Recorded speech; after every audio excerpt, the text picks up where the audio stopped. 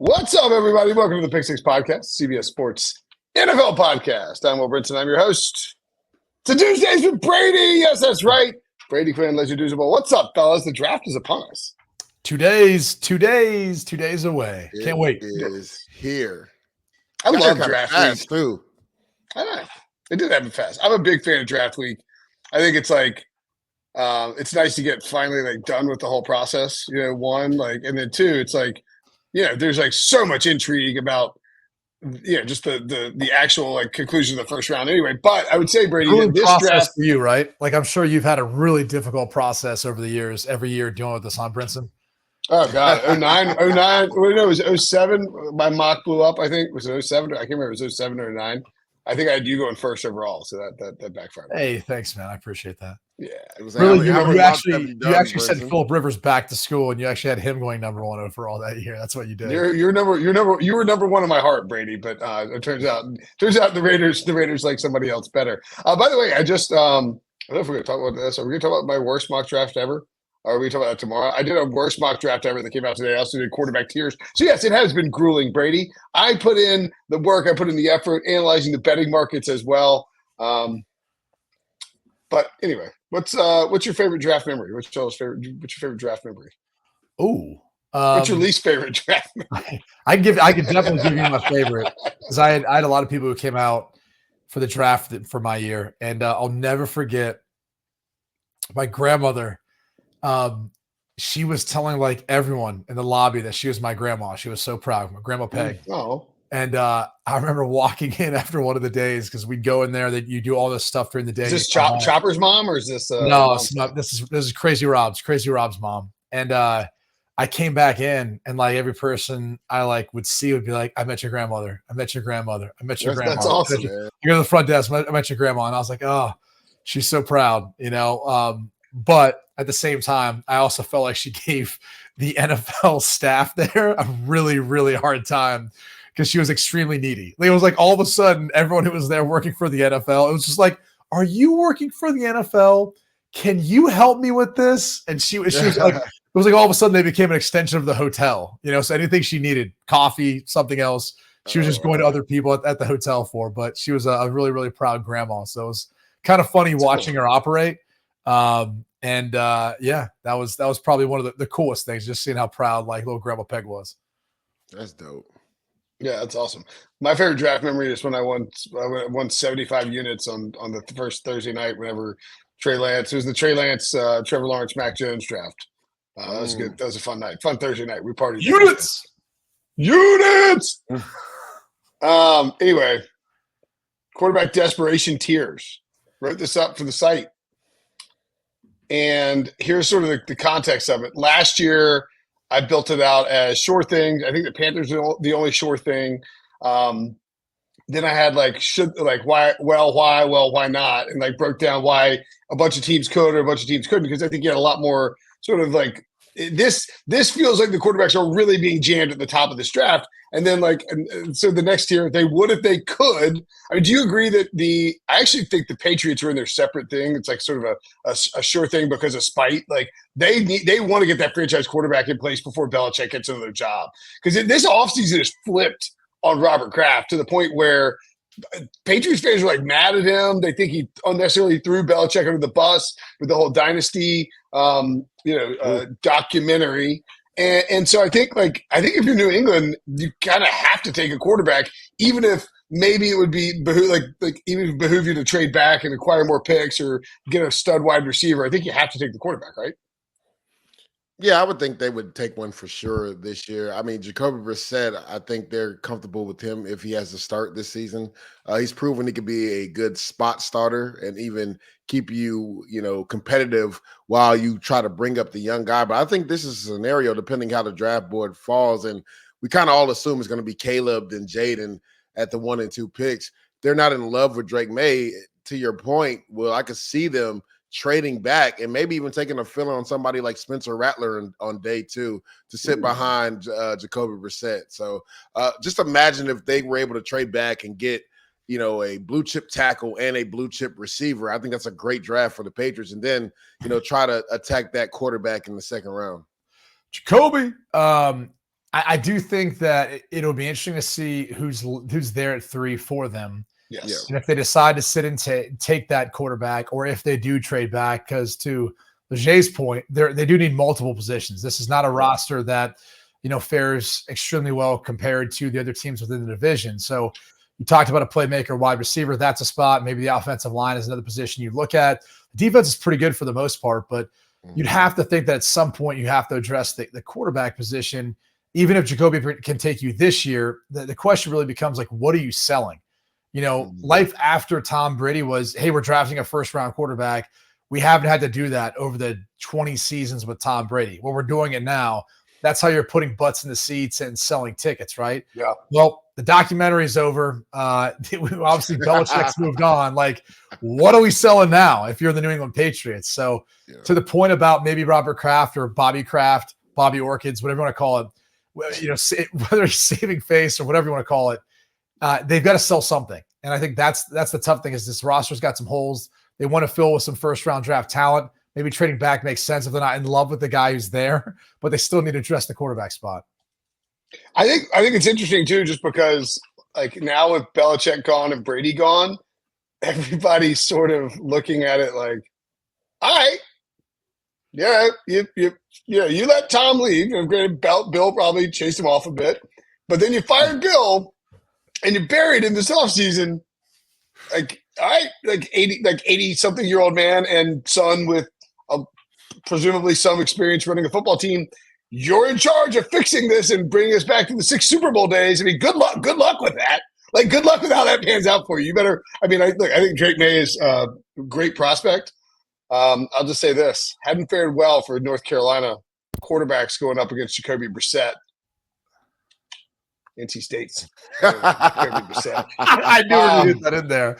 You're like Bobby Orchids? Is that you mean the Florida transfer? I will have. Yeah, that's right. Yeah, the UF transfer. Yes, I like Bobby Orchids. That's great. I can't believe I actually repeated that. Let's move on to they would if they could is the next group: Broncos, Raiders, and Vikings. And I think basically the premise of this was.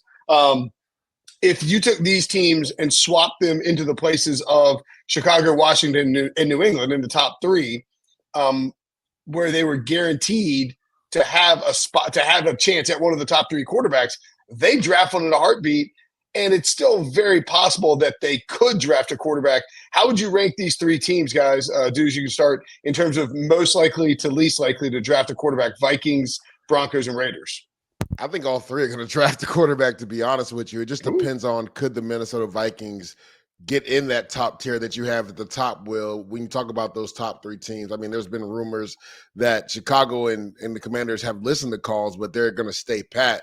I think that's why I think the Patriots are a wild card. Could the Minnesota Vikings depend on what type of draft capital? Is it, 3 first-round picks to move up from 11 to 3 to try to get, their quarterback in the future, whether it's Drake May or if they're, touting J.J. McCarthy. When you look at the Raiders, I think they are going to take a quarterback, especially if a guy like Michael Penix gets past 12 to the Raiders. I think it makes too much sense. I think he'd be perfect in that offense with them trying to throw the football down the field. And I saw Brady earlier on HQ and agree with a lot of things he said. Like, honestly, Michael Penix is my QB3. I know people will bring up the medical issues, but if you're going off the tape, there's no way with your own 2 eyes you can't say he's not quarterback 3 based on the film, right? He's the best deep ball thrower in this draft. I love how he processes. I think he's the best processor in this draft as well. So I think it makes a lot of sense for the Raiders. Now, do they have to get aggressive and maybe try to jump the Denver Broncos in case Sean Payton wants to take a guy like Michael Penix? That is the question. And the thing with the Denver Broncos, yes, they did just trade for Zach Wilson. I don't think that absolves them at all from taking a quarterback. Would J.J. McCarthy be a good fit? There's been rumors that Bo Nix makes a lot of sense, but probably way too high to take him at pick number 12. Could they try to trade back and maybe get Bo Nix at the end of the first or early second if they get that draft capital? So I honestly think all 3 teams by the second round will take a quarterback. Yeah, I mean, to answer your question, Will, I'll rank them this way. I think Minnesota ranks number 1 because they have the draft capital to move up and actually, trade and make a selection at quarterback. So I'd rank them number 1. I think Denver's then number 2 for this reason. They don't have much draft capital. Like if they don't make a quarterback selection in the first round, you then all of a sudden feel like they're not going to make one that's going to be able to come in and start this year. So from a desperation or scarcity standpoint of picks, Denver would be number 2 in that regard. And then I'll put Las Vegas at number 3 of this group. And in part because you've got Minshew. We saw how he replaced Anthony Richardson last year once he got injured, came in, started, still gave them a shot to make the playoffs. So I feel like they could get through this year, even if they drafted a quarterback in the subsequent rounds, second, third round, a guy who needs to sit, learn a little bit, and eventually take over. So that's how I've ranked those 3, but I tend to kind of be with Leger here. I think they're all probably going to take a quarterback, probably Minnesota and Las Vegas, maybe in the first round. But I wouldn't necessarily say Denver wouldn't either. I mean, it's hard to believe that Sean Payton's going to go into the season with Zach Wilson potentially as a starting quarterback. And Jarrett Stidham. Or Jarrett Stidham and Zach Wilson. Either way. Well, I think there's 2 really interesting aspects of these teams. Specifically with the Broncos and the Sean Payton thing. Like, Sean Payton had a free out when he came to Denver last year. If Russell Wilson stunk, he was going to be able to blame everything on Russ. You knew that was going to happen. Russ can try and push back in the media as much as he wants and all that. But, the tape is out there of how Russell played. Sean Payton has, this long history of being a great offensive mind. Russell Wilson was on the decline when Denver traded, apparently when Denver traded for him. We didn't really know it completely at the time, but it looks true. And so, like, Sean Payton, quote unquote, won that battle. I think if Sean Payton goes into the season this year with Zach Wilson and Jarrett Stidham and the offense isn't good, then you are going to get the case of people asking questions about Sean Payton and was Sean Payton just a byproduct of Drew Brees?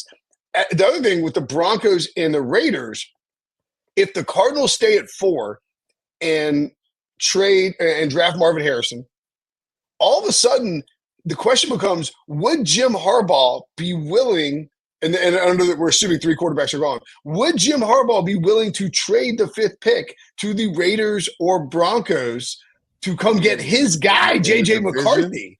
Because it would say so much about what Jim Harbaugh thinks about J.J. McCarthy if he let someone in the division trade up with the Chargers to come get the guy who won him a national championship. I don't think he would do that. But, man, if he did, it would be the biggest red flag of all time for J.J. McCarthy if he did that.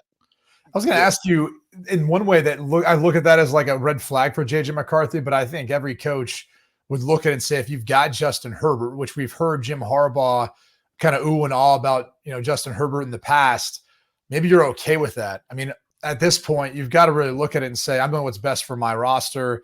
If someone offers me an offer that I can't refuse, that sounds rather rich, and I'm trying to build back up a roster that had some salary cap restructuring to do this year, be kind of hard to pass it up. I think teams have become a lot more friendly. Players have become a lot more friendly, signing within the division, trading within the division, especially when it comes to the draft. Given how a quarterback though is like you're signing this guy up to. Like I would have on that, just because what if J.J. McCarthy ends up being the guy that ends up taking it to you for the next 10 to 15 years? So I get on one point, Brady, because they need to get cheap labor, right? So trading back and getting a lot of rookie players makes a lot of sense for the Chargers, but I would find it hard pressed for them to trade it within the division. We do see it now. We saw it with the Detroit Lions and also Minnesota with T.J. Hockenson, which I thought was a surprise. You trading a guy to a divisional foe, but it's rare. Like, you don't see it that often.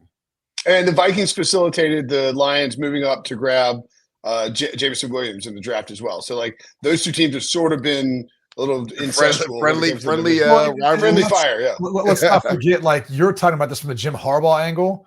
What about from the Tom Telesco angle? There's that element of it, too, where he knows a lot of the folks back there. So maybe that actually helps facilitate a trade more in getting the deal done. We tend to think that just because you're division rivals – that's what doesn't allow teams to create trades, but it really comes down to relationships and, how those trades are orchestrated. So that's the one thing that kind of stands out to me. And I know you're going to kind of probably push back on that, given your extensive knowledge of Jim Harbaugh, but I also feel like there's an element of that that's out there.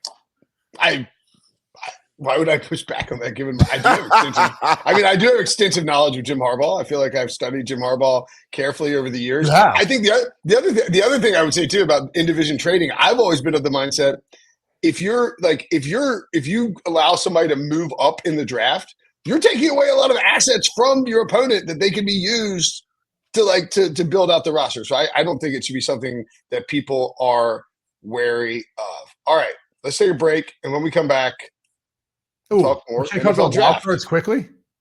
Yeah. I was about to say I wanted to get to that one. Is the Giants? Okay, well, let's take a break. Okay. Let's take a break. When we come back, we'll talk about the wild cards next. Okay. And they're starting to get in the groove. So impressive. Lock your schedules. Aces are coming to CBS Sports Network. All right. I also have the wild card tiers on the quarterback desperation tiers. Trying to hit my marks on these ads. Got to pay the bills. You guys, you have no idea how much it costs to keep the lights on at the Pick Six podcast headquarters or wherever. I had the Giants and the Titans listed as the two wild cards here. I'm sure that Titans fans are going to yell at me, and that's fine. They drafted Will Levis in the second round. I think when you draft somebody in the second round, it doesn't preclude you from replacing them if you think that you have a quarterback out there. I don't think they're going to do it. But they're there in the spot. Everyone's just penciling in the whatever top offensive lineman is left for the Titans. Dews was hazing me on the Zoom call yesterday when we're doing. He's like, I was like, I kind of want to take you. He goes, no, just take the best tackle, Brinson. What are you doing? He was just trying to take a receiver, Brady. I was going to take Roma Dunze. I don't think it's that crazy, but Will Levis will be on his back. One, I would say, Brady. What do you think about these two wild cards? And then two, is there anybody else you would add into that category? So I don't know that I guess I would actually. I wonder, as far as adding teams, I wonder what like Arizona.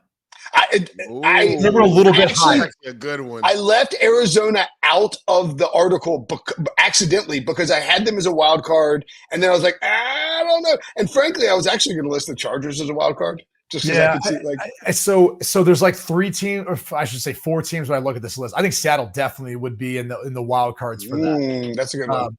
They for sure would be. Arizona, if they were like top two, top three, that would be a team that I would say like is in a similar situation, maybe outside of Kyler Murray's contract, having to figure out how to offload that, where maybe they would consider it. You've got the Dallas Cowboys with Dak going into his final year. I know Trey Lance is on that roster, but that would be an interesting one to discuss. And I think Pittsburgh's other one's like, you're not paying much for Russell. You're not paying much for Justin Fields. Omar Khan's come out and said basically they're like, it's not outside chance they don't, they might draft a quarterback. So those would be the few teams I throw into it. But I think the Giants are one that I would for sure put in they would category. Oh, okay. So that's a team that, for your reasoning about Will Levis in Tennessee, I wouldn't put them in. They would. I think he did enough last year to prove getting a shot this year. But I think the Giants definitely are a team that they would if they were just a little bit higher in the draft. So I'd put them up. So the Giants are sitting at 4 already. It's just we're taking one of these 4 quarterbacks, or at least if they're at 3, they're like we're definitely taking. I guess my thought there would be you're thinking in your mind like you hope someone drops to us. Otherwise, we'll just get through this year with Daniel Jones and Drew Lock. Yeah. Because if you are in like the top 3, top 2, you're sitting there saying to yourself, "Oh, we're definitely going to take a quarterback. Let's try to figure out a way of offloading one." Daniel Jones when he's healthy, if we can, right? Like that would be some of the thought process, I think. But again, you're not offloading that contract, so they're kind of stuck with them for the rest of this year. I like that. I think that's a good call too on Dallas and Seattle. And Omar Khan said they wouldn't draft one in the first round, so that's the only thing. It's hard because you don't. Everybody might, tons of people might draft a quarterback, but you got to kind of. It's easy to say that if you're a top 4 pick, top 3 pick, then maybe you would be. But obviously Pittsburgh's not there, so it's kind of a hypothetical. But for sure, I'm saying it's easy to say you're not going to take one in the first round if you're not drafting in that position. Actually, dudes, I had Dallas taking a quarterback in my worst mock draft ever that came out today. So maybe Dallas should be a wild card. Any thoughts on teams to add or the teams up there? Well, yeah, I think the Giants are definitely going to take one. And Brady, you know this, and you can speak to this.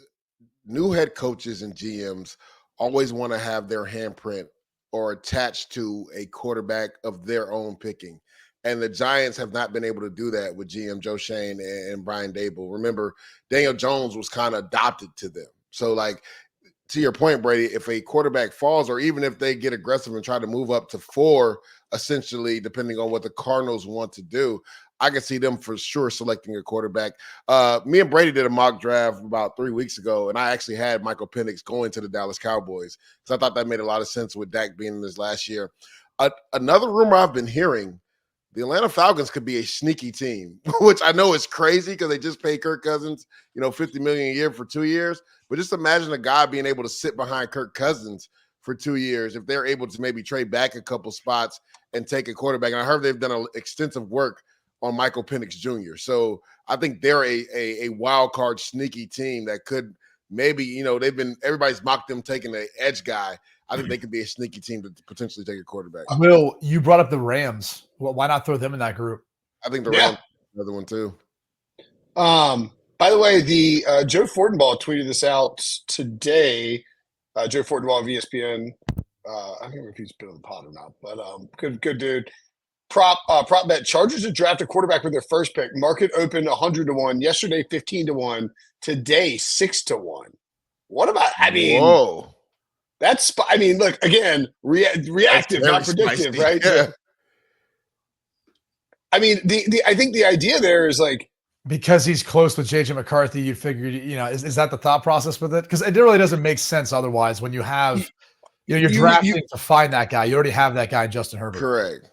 Yeah, and the only real logic that, and it's not really logical because I've done the math on the. I mean, and look, the salary cap is what it is in 2024, but you would be taking like a $63 million cap hit for Justin Herbert, even if you traded him. I think so. You'd have to trade Justin Herbert to the Vikings for Justin Jefferson, and then you have Justin Jefferson. You draft. It's funny, JJ McCarthy. Because on my SiriusXM show, it's actually not a bad idea. It's not a bad idea. It's not a bad idea. Now you say that. Like, I was trying to do it in that mock draft today, and I was like, got too convoluted with it because I was like, then the Vikings wouldn't move up in the draft. Do you trade? Do you swap picks, or is it just like Herbert for Justin Jefferson straight up, and then you take McCarthy at 5? Well, you would need more picks than that. The funny thing is, Brinson, somebody brought this up on my SiriusXM show the other day. It was a Minnesota Vikings fan. They were like, well, Jim Harbaugh really loves JJ McCarthy. What if we package a deal to send Justin Herbert and the Vikings give up, their next 3 first-round picks? And I'm like, I think Russell Wilson went for 3. For Justin Herbert, you might need 4 and a couple other picks. Now, it depends if they also send Justin Jefferson in that package. Then if you said Justin Jefferson 11 and 23 for Justin Herbert, I don't know, man. That maybe gets it done. But the cap ramifications, I don't know how that would work with Herbert's deal. Yeah, and one of the other things too to note is, so both times that Jim Harbaugh has come to the NFL, he's come along with what we assume is going to end up being a top 10 drafted quarterback. The difference was when he got to San Francisco, he didn't have a chance to draft Andrew Luck. Obviously, he would have.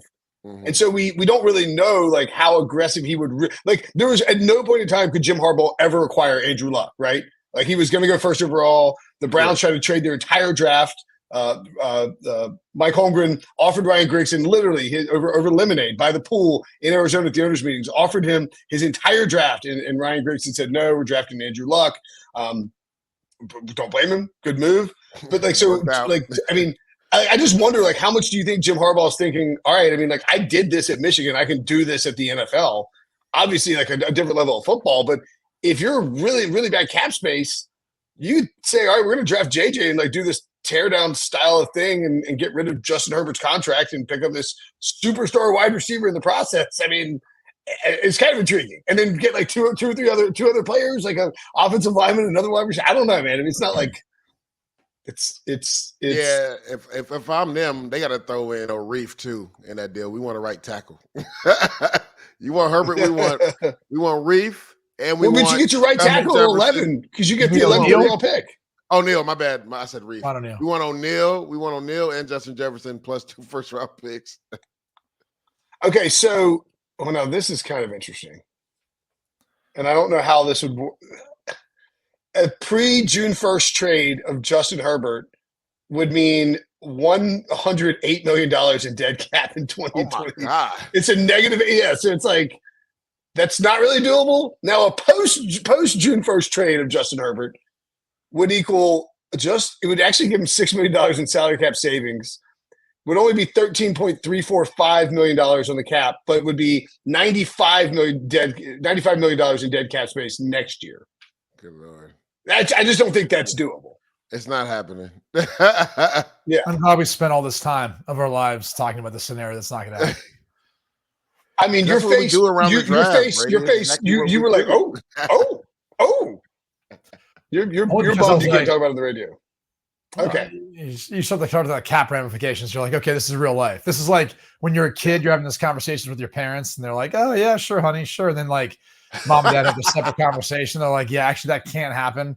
We're not going to be able to budget that for the vacation this year, right? Like you had these dreams of going to Disney World, and then meanwhile, you're really just going to that little 25-cent machine where you get like to hit the button, you get like Mickey Mouse that comes on down the little slide in the little like plastic thing that you get for the grocery stores. I can't believe Chopper did that to you. My dad, when I was a kid, we went to Disney World. My dad decided to take it. My dad got really frustrated. My dad hates like Disney vacations. He likes to go fly fishing and horseback. Oh yeah, riding most and men stuff. love Disney vacations. Yeah, I mean your dad's not life for sure. Right. I mean, I've done it too. It's something else. I'm just saying but this is pre-cell phones and stuff. My dad was like, "That's it, man. I gotta take a nap." So he goes and lays down, and me and my brother were like, "Mom, we want to go to ride. We want to ride." So my mom takes us to Small World or something, and my dad wakes up from his nap and he's like, his family's nowhere to be found. So he's like, "F it, I'm gonna ride Space Mountain." And he's just mid-30s, mustachioed dude, solo on a ride. Other moms are pulling their kids away. The other parents are don't sit next to that creep. Yeah, now with that mustache. Yeah. Shout out to Bob Brinson. I'm sure you're watching. Hey. All right, let's get into some meat of the draft. You guys got some hot takes for the draft for the first round of Thursday night's draft? Yes, we do a Pete Prisco where I go, I think Marvin Harrison Jr. and Joe Alt they're going to be great future Hall of Famers. Obviously, Pete's like, I've got Malik Neighbors on my better than team. A lot of scouts say he's number 2 wide receiver. He's number 1 in my book. It's hey, let's go. Pete. He's got an affinity for Troy Franklin too, and I'm like, you're still gonna go second round. How you gonna put him on a better than team? He's still going high in the draft. Yeah, he's the best wide receiver in the class, dude. Come on. I will say this: he did have Chop Robinson going top 10. I saw that today. I haven't seen many people do that, but kudos to Pete. He's a great talent. Maybe teams do feel that way about him. But either way, again, it's I like him better than others. Well, everyone uses him as a first round talent. It just depends on where he goes. Where you got him in the first round, yeah. I like him better than others. So a lot of sheep out there don't like them. I wish I had a doll. Actually, I don't wish I had this, but a little we tried to create one a few years ago. It's you pull the string. It's a wind up Prisco doll. You pull a string. He's JJ McCarthy. The sheep on Twitter love him. So no big deal. I don't think he's great. It's okay, Pete. That's coherent sentences. Dudes, give me a take. Give me somebody who's a lock. Somebody who's outside the top 10. Who's a lock to be a star. Well, he may go in the top 10. Give me first defensive player. Depending on positional value, right? And it's Byron Murphy. So it's funny that we were just talking about him. I think he's going to be a surefire star. To me, he's the best defensive prospect in this draft class. When you talk about first step explosiveness, you talk about playing with great leverage, lateral quickness. And Brady, you know this as a quarterback. Quarterbacks hate interior pass rush. And that's what Byron Murphy gives you. And he's just relentless. I mean, when you turn on the film, this dude just never stops. So I honestly think, we were talking about Atlanta at 8. Could they take an edge rusher, potentially trade back? I wouldn't even be mad if they took Byron Murphy because I think he's a top 10 player in this draft. Grady Jarrett's getting up there too. Yeah. I could definitely see that. I mean, we always talk about scarcity too when it comes to some of the top talent positions. If they take Byron Murphy over some of these other positions, it's not that they feel like they're always necessarily a better overall prospect or have a better draft prospect grade. It might be a greater need / the difference between Byron Murphy and the next D tackle might be so great that when you got the chance to take him, you got to take him. Correct. There might be some thinking like that. I really like Kool-Aid McKinstry. I think he's just a solid player. I don't know where he's going to go in the first round. I do think he's a first round talent. I'd be surprised if he went outside of that. But I think you look at his coverage skills. I think you look at his overall, style of play, the coaching, playing under Nick Saban at Alabama. He'll be very well prepared for the next level. And I have a hard time believing he's not going to be inserted as a day one starter and just solid for the entirety of his career. So Kool-Aid McKinstry is I'm not saying getting lost in the shuffle of the Terrion Arnold, who I think gets a little more love from the same team, obviously, and Nate Wiggins, some of the others that we talk about, Quinyon Mitchell, because he's a smaller school guy, not known as well. Everyone loves to pump him up. I think Kool-Aid McKinstry is a guy that I'd love to have on my team. I think he's a heck of a player. I think you do a poor job of pronouncing Kool-Aid. It doesn't sound like as he pops. It doesn't sound like Kool-Aid. How do you want to say it? Do you want? Hey, let me try standing like this. Oh yeah! If he doesn't have, he busts through the door. Doesn't he have to have on the inner lining of his suit like the Kool-Aid man? No! Yeah! I don't even think he's going to Detroit. Go ahead, Brinson. Oh no, go ahead. Yeah. Yes, I don't think he's going to Detroit, but I just wanted to piggyback off of the same position. My favorite player in this draft is Ennis Rakestraw. I just love the mentality that he plays with. It's rare, Brady, that you find a cornerback be a tone setter on defense, but that's exactly what he is. I mean, he shows up in run support, and he doesn't have the production when it comes to interceptions, but he uses that physical and aggressive mentality when attacking the ball in the air as far as PBU. So I think he's going to be able to be a starter day one in the slot. I have him as a first-round pick. Some people don't. It just depends on some of those teams in the back half of the draft, where you look at the Green Bay Packers, the Philadelphia Eagles. Could those teams take a flyer on him at the back of the first round? I dig it. What about the Washington guys, Brady? How are you? Where are you? I mean, where are you at on Michael Penix? I think it's fascinating, like Penix and Bo Nix specifically, and even like Jaden Daniels to a degree, because he transferred from Arizona State where he wasn't very good, probably because Arizona State's a trash school. No offense, Pete. Actually, I'm just kidding. Total offense. But Michael Penix Jr. has attempted 1,685 passes in college. Crazy. That is a wild number. I think this COVID bell curve stuff and how we're sort of just seeing the tail end of these guys who are 25 coming out of the draft is just really fascinating to see. Yeah, I think it's fascinating to see, just how that translates onto the field immediately as a rookie. You're more mature. A lot of these young men have lived through the era now where they've been, in essence, a professional football player, right? They're getting compensated at the college level. And with that comes responsibilities. It comes all the things that back for us when we were leaving college and getting into the NFL, yes, you were leaving behind your academic schedule and the time management that you had in your life with that, but then you had all these other responsibilities with sponsors and marketing, everything else that comes along. These guys are prepared for that. They've been through that now for a number of years. So I think all those things. Yeah, exactly. Throwing Subway sandwiches at people. Did you have a Subway thing too? Yeah. Actually, the best was we did a rookie hazing where they basically buzzed off some of our hair, and I always stay late after practice. So I basically got out of it for a very long extended period of time. My rookie season, that in the training camp in the preseason, and it wasn't until finally one of the last days, I think it might have been when we were breaking camp, and Ted Washington, who was this gigantic defensive tackle, it's and he literally, we had two of those big double doors. You open up to the locker room there in Berea. He was standing in the middle of it, and I'd come back after I was going back through the call sheet and doing the drops, doing some throws, and he just looked at me and I was just like, oh no. It's time. And I'm like, oh God, no. And you had the flow, right? Yeah, I had longer hair. Well, because a lot of people don't know, I used to cut it and donate it. So there's a program called Wigs for Kids there.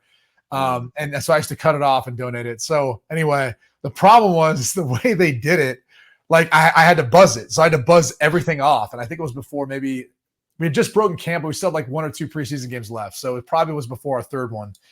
And I remember it was boom, boom. And it the way it looked with the long hair, I was just I literally went right next door into the barber that we had there. And I was just edge me up and buzz the rest of it off, man. That's all. Oh my God. Yeah. Right. But that had to do with the Subway deal, because I literally had to do a Subway commercial the next week. And my marketing agent hadn't seen me. And so I popped into like the trailer and they're setting up. And he's like, oh God. He's like, what happened to you? I was like, yeah, sorry about that. I was like a rookie hazing thing. And he goes, let me talk to them and see if we want to go through with this. And I was like, push it back later. well, because they were like, they were worried, like, are people going to recognize me with buzzed hair? Like, that's not really a thing. And I was like, yeah, sorry. I was like, I would have told you, but I didn't think it'd be that big of a deal. And so basically Subway came back. They're like, everyone's here and they're ready to film it. So they're just going to go through with it. I was like, all right, we'll just have to go. Is the ad out there? Superimpose. You can probably find it on YouTube or something. You know what we should do, Brady? We should, and I mean, like, I would volunteer for this because, like, I like, we should take your charity and 3rd and long, right? Third and goal. Close. Third and goal. That's right. That makes more sense than 3rd and long.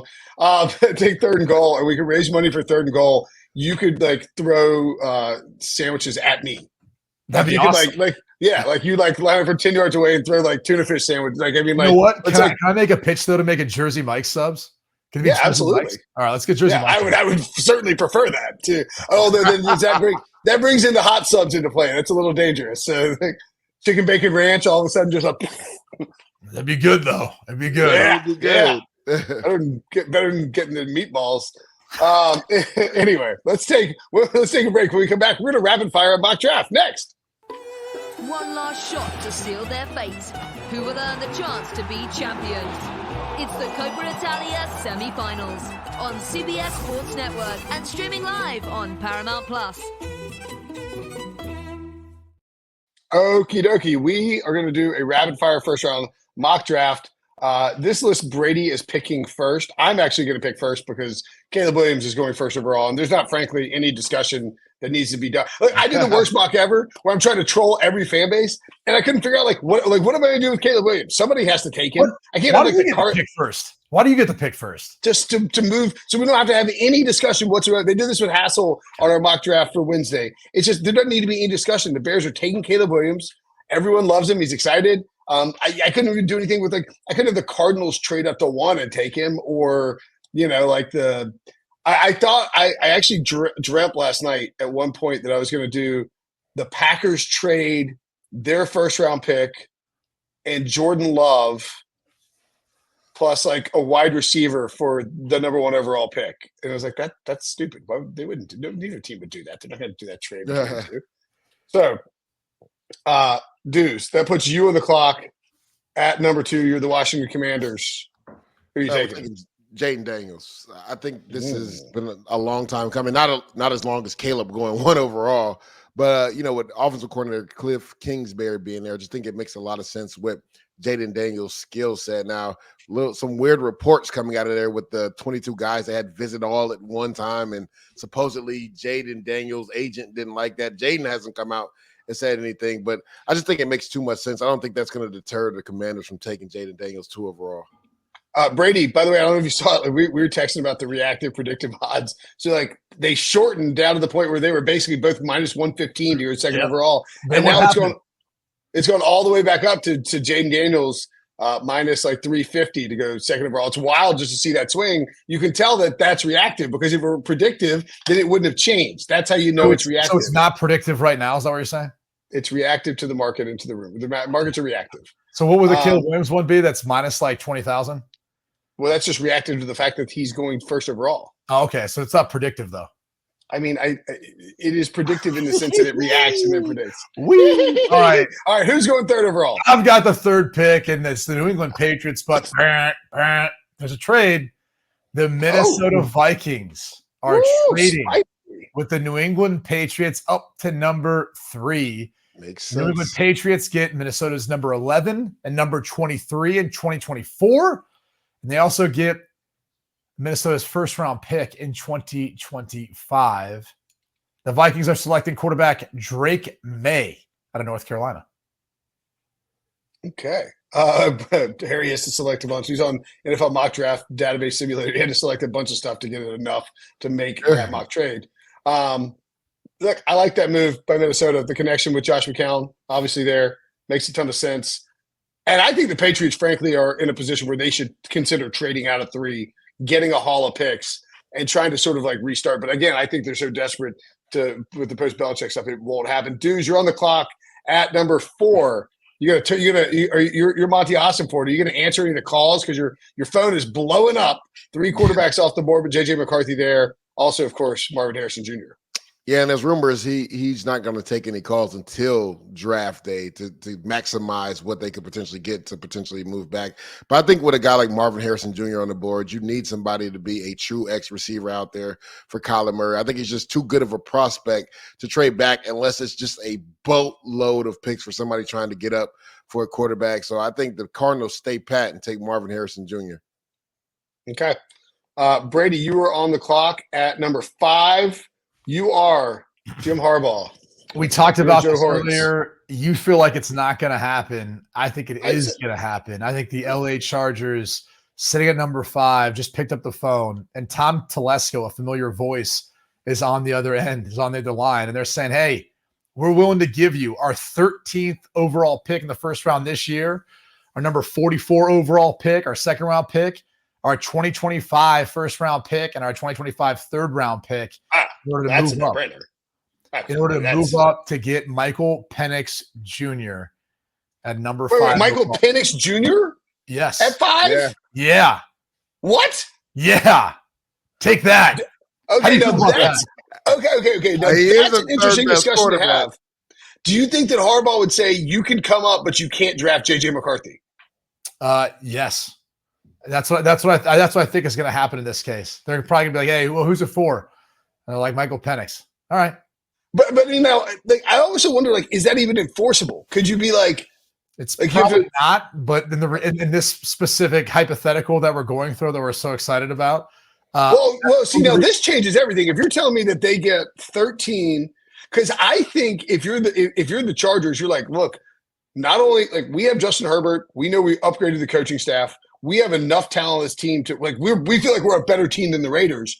You could deliver them 2 L's that push them down and push your draft pick up for next year, and feel like you could really get a big pick with that, and like end up with 2 which is really again nice picks. One of the reasons why I think this trade within the division is possible. Jim Harbaugh feels confident about his ability after beating Michael Penix in the national championship game and having that defensive game plan to beat him, that he would allow the Las Vegas Raiders, who need a quarterback, to go up to 5 to take one. And in this case, yes, there's other needs for the Raiders, and maybe they could have waited back. But once Penix got to this point, I've got them hypothetically trading up to take him. You got Minshew as the backup. But yeah, I love Michael Penix's tape. I think he had the second best tape of everyone to Jaden Daniels this past year.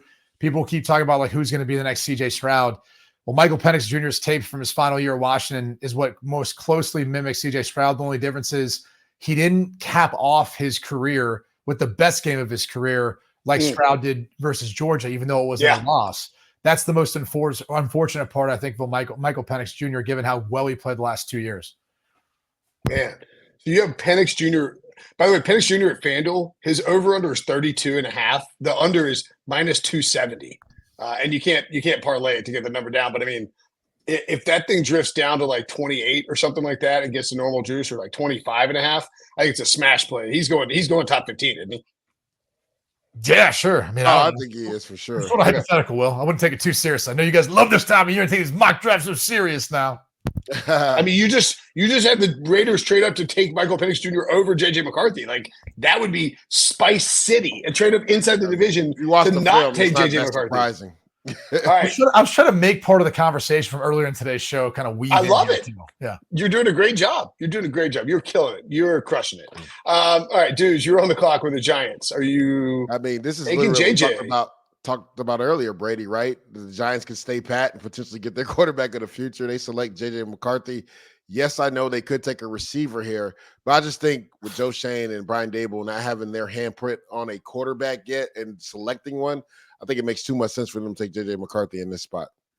All right, now, Brady, you are the Titans, and I think that this is the scenario where Joe Alt is there, but they would consider Malik Neighbors. I think they would consider him at 7. They definitely would, but in this case, they're not, because they've got Joe Alt and they need some protection. Okay, they've got some wide receivers I think they feel good about, and they could get some of those wide receivers too in subsequent rounds. But you're not going to be able to find another left tackle like Joe Alt. So Joe Alt is the pick here for the Tennessee Titans. I would say up there next to Marvin Harrison is the best overall prospect in this draft.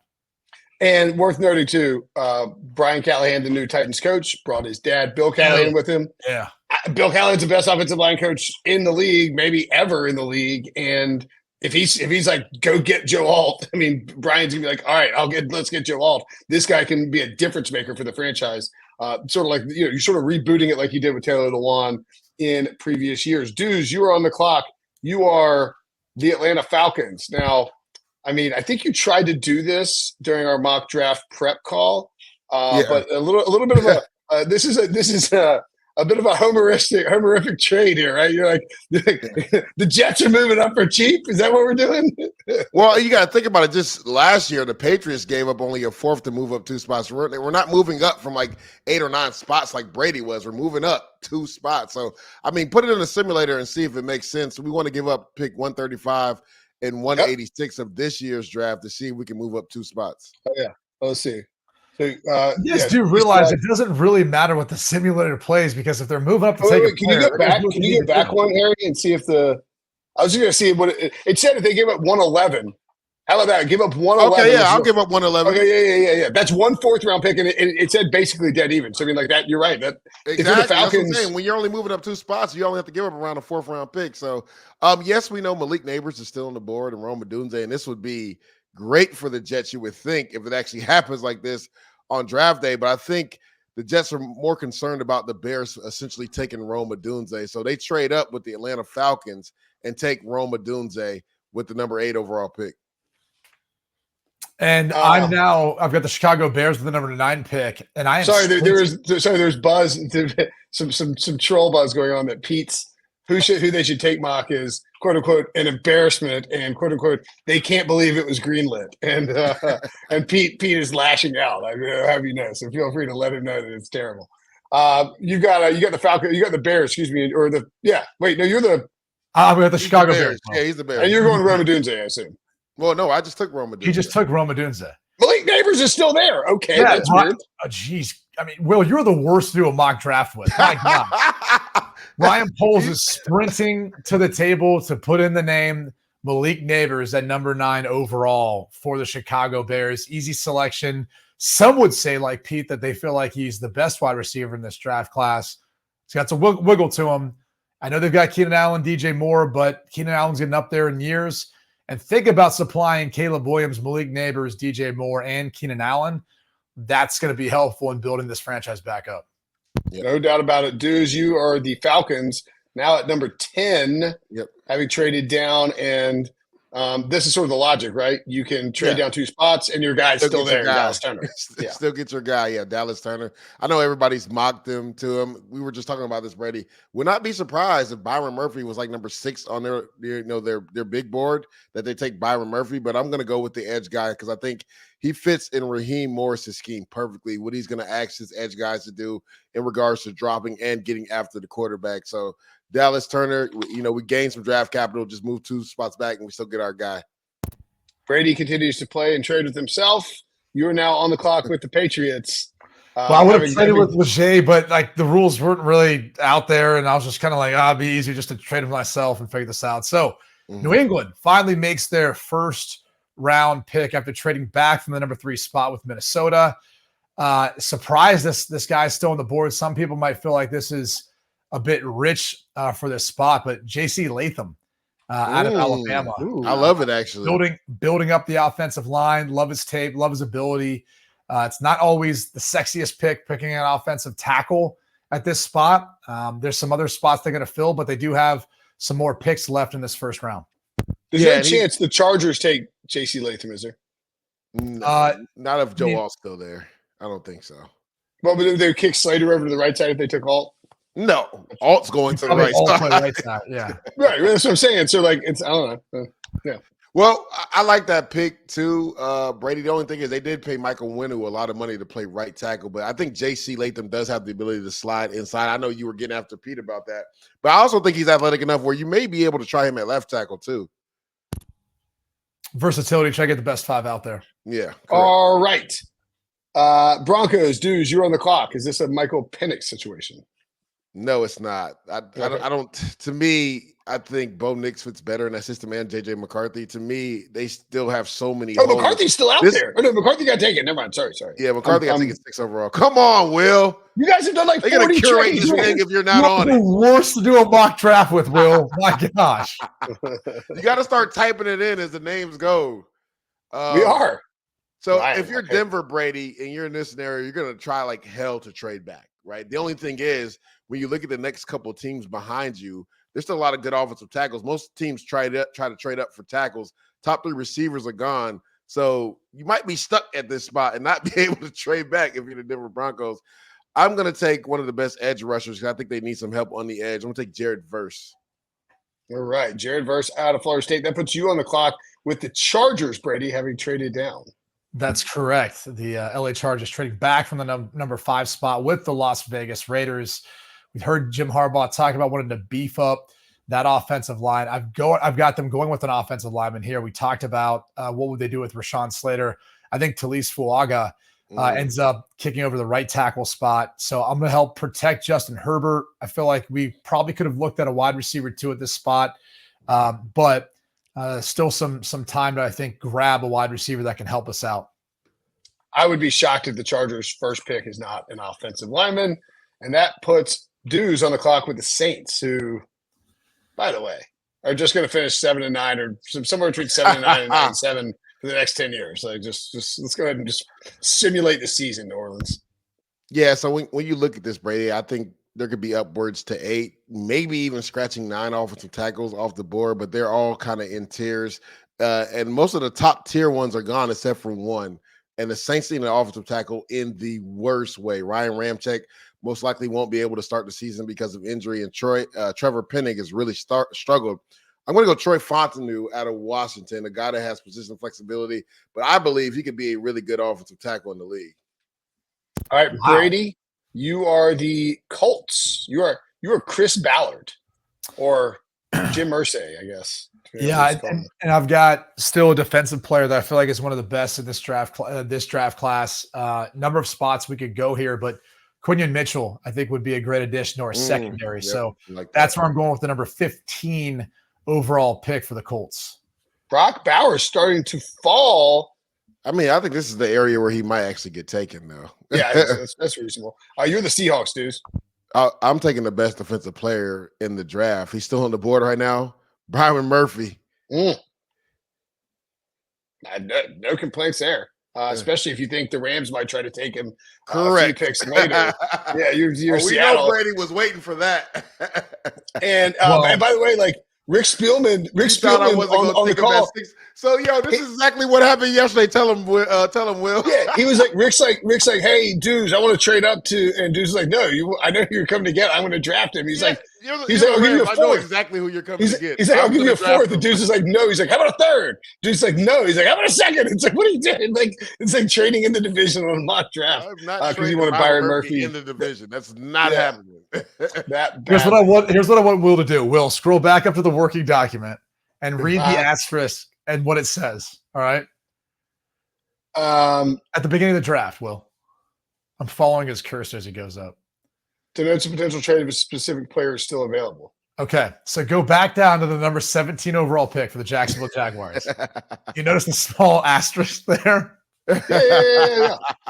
So clearly the Rams were trying to facilitate a trade with the Jacksonville Jaguars, and it was going to be for one Byron Murphy, but he just got swept from out underneath my rug. So we've got to regroup here. If you're the Jacksonville Jaguars, a number of spots we can go.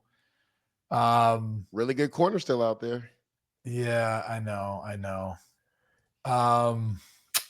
Man, I just really had that trade in the back of my mind. Probably could go. You know what? I'm gonna do it. I'm gonna stick with the trade. The Rams. Oh, really? The Rams on their board have a player they feel really good about. Not quite as good as Byron Murphy. I know where you're going. But they're going with Johnny Newton. All right. Yep. They're staying in the interior of the defensive line, trying to replace what they've lost in Aaron Donald.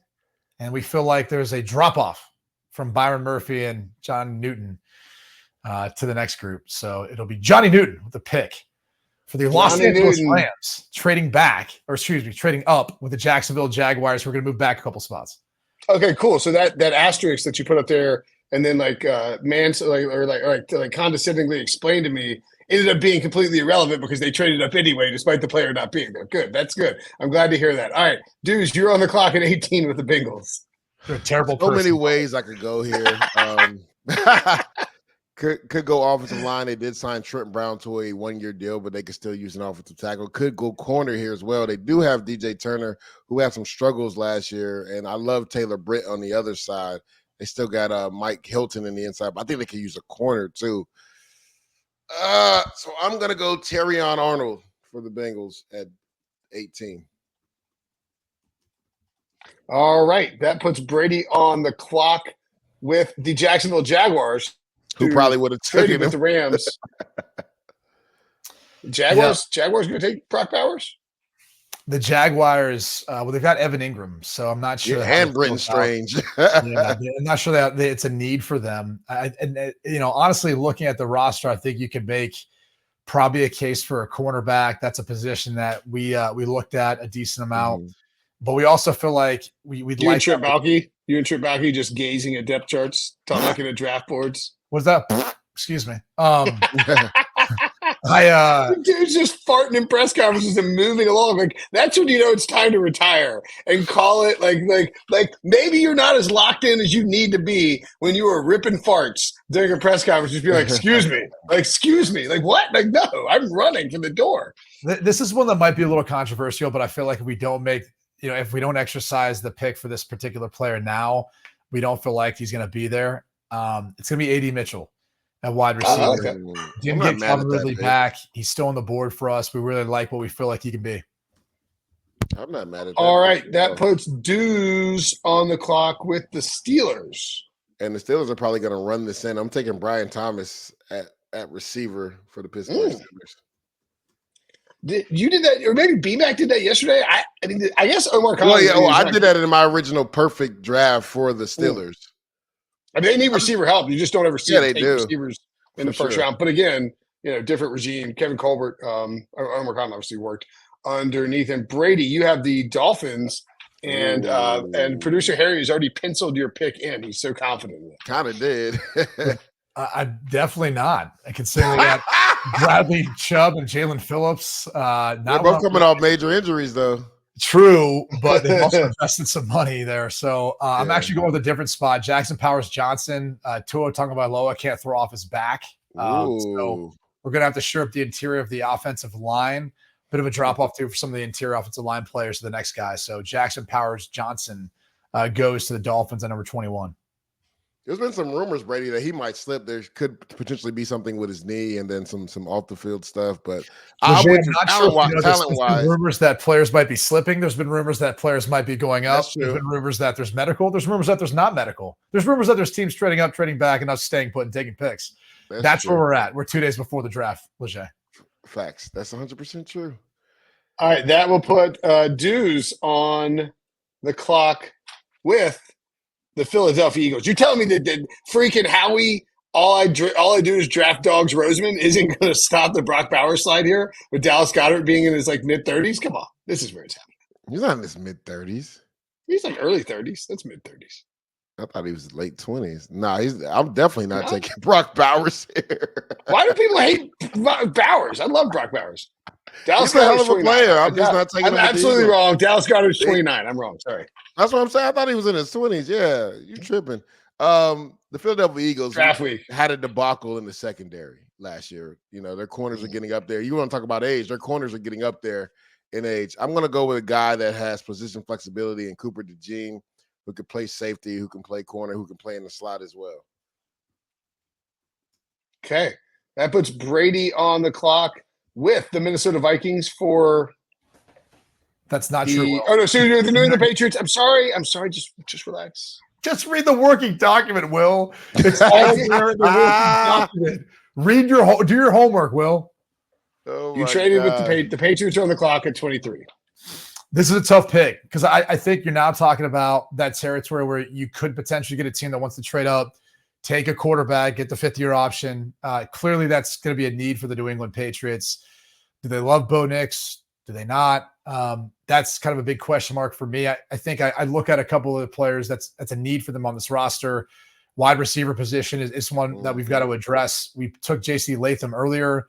In this case, then I'm going to go with Xavier Legette out of South Carolina, bigger body wide receiver that I think might surprise some people, but could potentially develop into that number 1 overall wide receiver.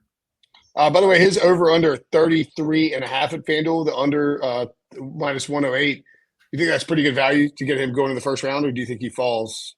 I mean, he could obviously possibly fall to like the Panthers, but I mean, I think there's again, we don't know what all these teams know in regards to medical, in regards to the interview process and what they're valuing, what they're not. Like a guy like him and Lad McConkey, who I also contemplate in this spot, I love their tape. Yet we seem to be enamored on the outside with Xavier Worthy's speed. Is that somebody who factors in there too? I don't know. It all depends on what the team's looking for, what they feel like they're getting in that player. So, I'm looking at this more as, hey, we're the New England Patriots. They've taken quarterbacks in the second round in previous years. But we talked about the scenario before. They've got to find a guy at some point, unless it's Jacoby Brissett. Maybe they feel like they can accomplish that in the second round. By the way, in Pete's what they should do mock draft, he says they should take Jaden Daniels over Caleb Williams for whatever that's worth. So that's why Pete's being killed for this mock draft. All right. Moving on, we don't need to talk about Pete's mock draft. We've got our mock draft to handle. So we will put Dews on the clock with the Cowboys.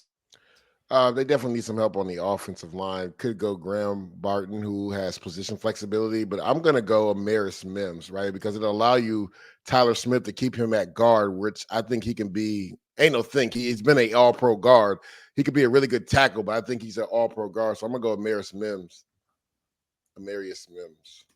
Okay, Brady, you are up with the Green Bay Packers. All right, sorry, I'm just locking this in here. Hey, why don't you check out the working document and try? I've got 2 working documents right now, Will, as I'm trying to keep track of who I've got slotted that I'm looking at and who's still left. So the Green Bay Packers, looking at what we've got here, Nate Wiggins at cornerback would be a position that we just feel like he's a heck of a player. It's probably too good to pass up at this point. However, we feel like there's maybe some offensive linemen too that aren't going to fall to the second round like we're thinking here. But we're looking at the tackle spot too. But again, a lot of guys who played right tackle, not so much left tackle. Oh my God.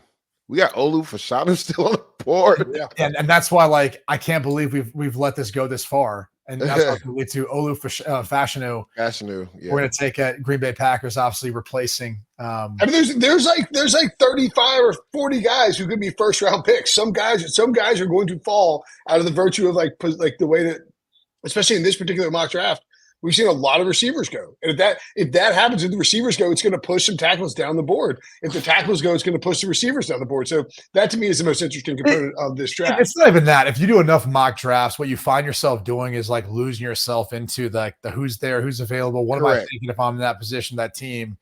And you're trying to look for perfect fits. I think oftentimes, and I said this earlier about the J.C. Latham pick with the Patriots, I love his film. I think he's one of the best players in this draft overall. And I think there's a thought that we'll just move the left tackle. It's not that easy. You need to be able to maybe have a veteran player who could take the time to work on that while the rookie's just working on getting down the offense, getting down his personal life, getting down that transition you're making at a position that he's familiar with, right? So in this particular case, Olu is a perfect fit for what I feel like Green Bay needs, and he's the best player available in my opinion. Okay, that puts Dews on the clock with the Bucks. Well, our producer Harry wanted this guy with the Miami Dolphins, but I think he would be a perfect fit with the Tampa Bay Buccaneers. Latu, to me, has a veteran type game already, probably the best edge guy in regards to rushing with a plan, and has the best hand usage in this draft. Now, the big question with him, Brady, is the medical. Anytime you get a neck fusion, people are going to question how long are you going to be healthy enough to play this game. But if everything clears out, I have no problem around this part of the draft taking Latu. And Brady, you're up with the Cardinals. This Brock Bowers thing is insane. Are you gonna? They have Jeremy Brides. I don't know if that's a good spot for him. Yeah.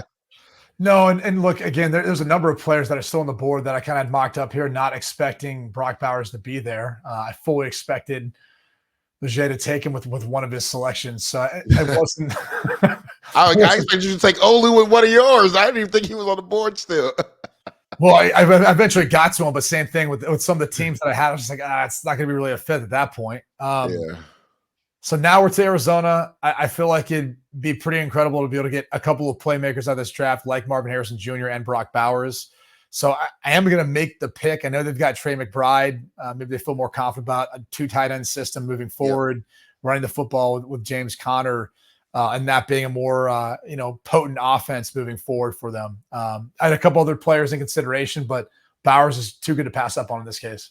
By the way, it was really intriguing. By the way, I think if Bowers fell, like, would either the Bills or the Chiefs, who we think want a pass catcher, obviously they have, Dalton Kincaid and Travis Kelce, 2 very good tight ends already. But like, I'm just saying, like, The Bills got 2 good tight ends. Yeah, but like 2 very different tight ends. I just wonder, like, would a team that is in need of a receiver, but really could Bowers, you can move all around. I don't know. I think it's interesting if he fell this far. I think somebody would make a trade up for him. All right. I mean, to me, that's actually a good spot. The OC, it comes from Cleveland and Stefanski tree, so they like you said, Brady. They like the 2 tight end sets. Yeah. So I think him and Trey McBride would fit perfectly together in Arizona. All right, you're up with the Bills, dudes. Harry, hit the receiver tab for me real quick. Yeah, I know people expect the Bills to take receiver, but just listening to Brandon Beane the other day, if they don't trade up, I could see them passing on a receiver at this spot just because I think they need help on the edge as well. I think Chop Robinson makes a lot of sense for the Bills. My guy Von Miller's getting up there in age. Who better to learn behind for a year and then eventually take over? I know they got Russo, and I think they re-signed Epineza, but I think they could use a little bit more juice on the edge. All right, that puts Brady on the clock. Brady, I believe you had a trade built in here. You have since rescinded the trade? I've rescinded the trade because this player is still on the board. We kept getting calls from Carolina who wanted to move up into the first round and get some dynamic playmakers. But remember, they do sit at the top of the second round. So in this case, we just hung up the phone. All right. And we said, we're going to put in Laiatu Latu with the 29th overall pick. He was already drafted. Yeah, so 26. Remember Tampa. How did I miss this? You were probably a bit too busy correcting me for not paying attention. I actually think I really want that particular pick. Correct me for it. Dang it. You still want the trade? Or you going to take that corner? Man. I could see Brad Holmes going with like cool. There's 2 corners here that haven't come off the board. Nate Wiggins is one. Yeah. And obviously Cooley. Ennis Rakestraw too. I know you're big on Ennis Rakestraw. I'm looking at Cooley McKinstry here though. I'm just a little higher on this guy. We talked about it earlier in it. So that's the direction I'm gonna go with the cornerback spot here. And worth noting, Brad Holmes has said all this like all season. He's like, I am a cornerback, like tape watching, like that is my jam. That is like what I love to do more than anything. I don't know if he said savant. I think he said basically like he's a junkie. And so I could see him certainly going corner back there. Dudes, you're on the clock with the Ravens. Yeah, I think I know where I want to go here, but I just want Harry to hit that offensive tackle tab just to make sure my guy's still there. Yeah, Tyler Guyton. I think he fits perfectly with what the Baltimore Ravens want to do. Morgan Moses got traded away. Now, they did take Daniel Falalele a few years ago, but I think Tyler Guyton has a higher upside than him. Gosh, dang it. So far, Deuce has been some players that we've been looking at, so it's not good. Well, that puts you on the clock with the Niners. So you were to go Guyton there as sort of like the future Trent Williams replacement. Yeah, I mean, I think the other thing is not that anybody can replace Trent Williams. I think McKivic's really because he's only on a 1-year deal. Yeah, it's more about where he needs to play right now. That's our immediate need is the right side. Wiggins is still on the board, correct? Yeah, Wiggins is still on the board. Graham Barton, Graham Barton's on the board. Graham Barton, I feel like is going to end up being more of an interior player here. That could be, one we feel like is useful, kind of swinging around, putting on the inside or interior of the offensive line. I feel like we still need cornerback help, though. So I'm going to go with Nate Wiggins. I just think he's too good to pass up on the spot. You look at what happened in the Super Bowl. I mean, you got to have the coverage players on the outside. At times, that secondary is decimated with injuries, and they struggled at times to be able to cover. All right. And Deuce, wrap us up with the Chiefs. So many ways they could go. They could go offensive tackle here. They can go receiver. Could Carolina, in this instance, Brady try to call them and move up just in case they want a receiver? But because you have Patrick Mahomes, I think a more, significant need for this team is offensive tackle. I'm going Jordan Morgan to lock up that left side. I think he'll have a really good camp battle with Wanye Morris to determine who's going to be the left tackle this year. Both of those tackles struggled last year in the Chiefs system. I think Jordan Morgan makes too much sense. The last pick of the first round. That'd be fun. I think it'd be fun if the Bills took defense and then the Chiefs took a tackle. I feel like fans would revolt. People just like, they have to take a wide receiver. It's like, no, they don't. I mean, the Rashee Rice thing is a problem. He's going to be suspended, but like they just won the Super Bowl 2 years in a row without any good wide receivers. Like, correct. They don't have to take a wide receiver. And there's still going to be good value in the second round. Absolutely. All right. Great stuff, fellas. Kill it with a rapid fire mock draft and, of course, all the other content. 2 days left. Next time we talk, we'll be wrapping up the NFL draft. Get pumped for it. Make sure to watch CBS Sports HQ to get all the content leading up to the draft. For Brady, I'm Brinson. We'll see you guys later.